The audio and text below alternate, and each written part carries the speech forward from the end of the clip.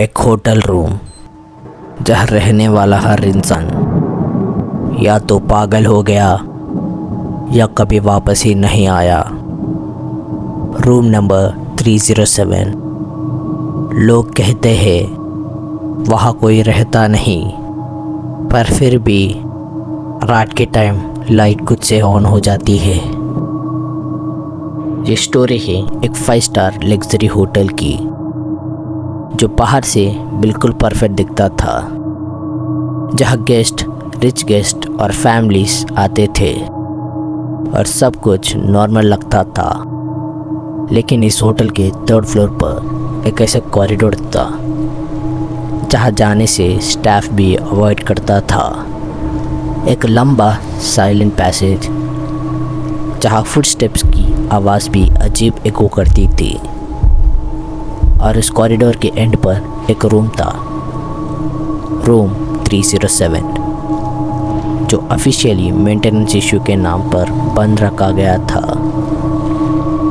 लेकिन असली रीज़न कोई नहीं बताता था, क्योंकि सच इतना सिंपल नहीं था। और जो लोग उस रूम के पास गए थे, उन्होंने हमेशा एक अजीब फीलिंग डिस्क्राइब की थी, जैसे कोई उन्हें देख रहा हो बिना दिखे। सब कुछ शुरू होता है 1998 में, जब एक businessman late night check in करके उस होटल में आया।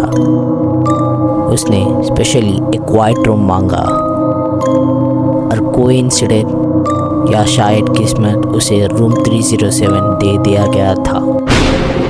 शुरू में सब नॉर्मल था, वो अपने काम में बिजी था, लेकिन रात के 2 बजे पर रिसेप्शन पे एक कॉल आता है, जहां वो धीरे धीरे डर से भरे आवाज़ में पूछता है कि क्या किसी को उसके रूम में भेजा गया है। रिसेप्शन मना करता है, लेकिन वो इंसिस्ट करता है कि रूम में कोई और है। कॉल कट हो जाता है, और नेक्स्ट मॉर्निंग जब स्टाफ ने उसके रूम ओपन करा गया था, वो आदमी कॉर्नर में बैठा मिलता है। आंखों वाइड ओपन थी और सिर्फ एक ही लाइन रिपीट कर रहा था, वो मुझे देख रहा था। होटल मैनेजमेंट ने इस इंसिडेंट को इग्नोर कर दिया और इसे एक मेंटल ब्रेकडाउन डिक्लेयर कर दिया। लेकिन कुछ महीने बाद एक और गेस्ट के साथ ऑलमोस्ट सेम चीज़ होती है।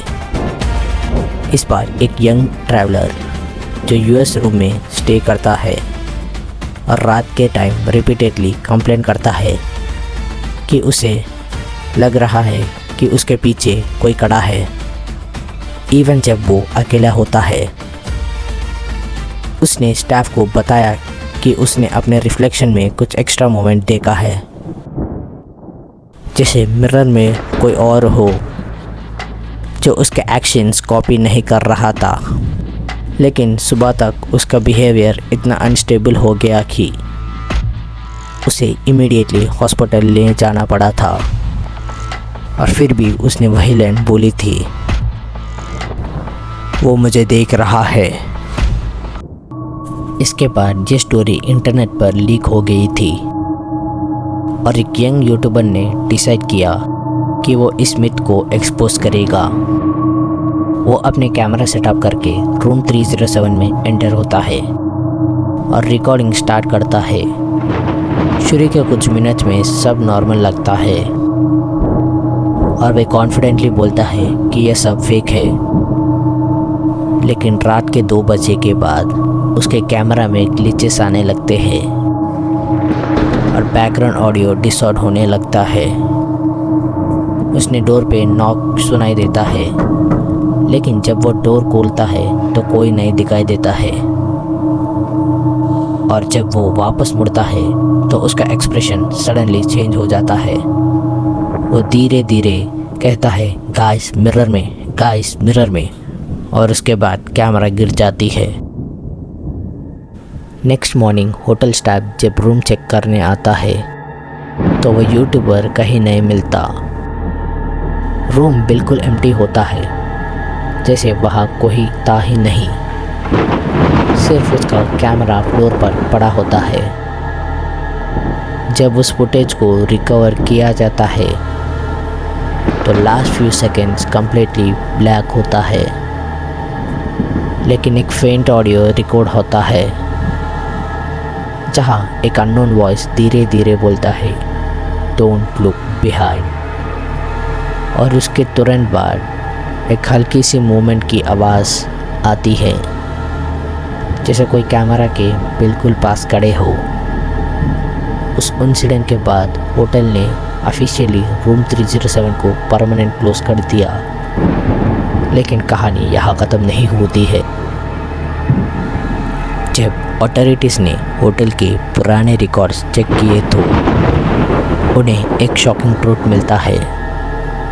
1970s में उसी जगह पर एक ब्रूचुअल मर्डर हुआ था, जहां एक आदमी ने अपनी ही फैमिली को उस रूम के अंधेरे में मार दिया था और फिर खुद ही गायब हो गया था। उसकी बॉडी कभी नहीं मिली और केस अनसॉल्व रह गया। तब से उस रूम के बारे में रूमर स्प्रेड होने लगे कि वहाँ कुछ अननेचुरल प्रेजेंस है, जो सिर्फ दिखाई नहीं देता बल्कि फील होता है। लोग कहता है कि जो भी उस रूम में रुकता है उसे पहले एक अनईजी फीलिंग आती है और फिर धीरे धीरे वो फीलिंग फियर में कन्वर्ट हो जाती है, जैसे कोई इनविजिबल एंटिटी उन्हें ऑब्जर्व कर रही हो। ट्रूथ जानने के लिए एक फाइनल इन्वेस्टिगेशन कंडक्ट की गई थी, जहां एक ट्रेंड इन्वेस्टिगेटर को फुल्ली एक्विप के साथ रूम 307 में भेजा गया था। कैमरा, सेंसर्स और ऑडियो रिकॉर्डर सब कुछ सेट किया गया था। शुरू के कुछ घंटे बिल्कुल नॉर्मल थे, लेकिन रात के 2 बजे के बाद टेम्परेचर सडनली ड्रॉप होने लगा और ऑडियो सेंसर्स ने हल्की ब्रीथिंग साउंड कैप्चर की गई थी। रात के 3 बजे के अराउंड कैमरा फुटेज में दिखता है कि इन्वेस्टिगेटर सडनली फ्रीज हो जाता है और धीरे धीरे पीछे मुड़ता है, जैसे उसने किसी को देखा हो, लेकिन कैमरा में कोई नहीं दिखता। फिर वो हल्की सी आवाज़ में बोलता है, तुम यहाँ कैसे? और उसके तुरंत बाद सिग्नल कट हो जाती है। जब टीम तुरंत रूम में एंटर करती है तो इन्वेस्टिगेटर जिंदा मिलता है, लेकिन उसका मेंटल स्टेट कम्प्लीटली अनस्टेबल होता है। उसकी आंखें ब्लैंक होती है और वो किसी को डायरेक्टली देख भी नहीं पा रहा था, जैसे वो अभी भी उसी चीज़ को देख रहा हो जो कैमरा कैप्चर नहीं कर पाया। वो बार बार एक ही लाइन रिपीट करता है, वो मुझे देख रहा था। और उस मोमेंट पर सब कुछ समझ आने लगता है कि ये सिर्फ कोइंसिडेंस नहीं है।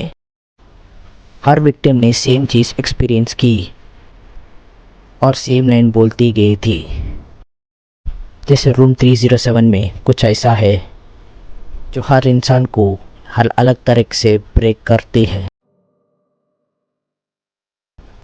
इस इंसिडेंट के बाद रूम 307 को परमानेंटली सील कर दिया गया था और ऑफिशियली उस होटल के मैप से रिमूव कर दिया गया था। लेकिन स्टाफ के बीच एक अजीब बात होती है, एक अजीब सर्कुलेशन।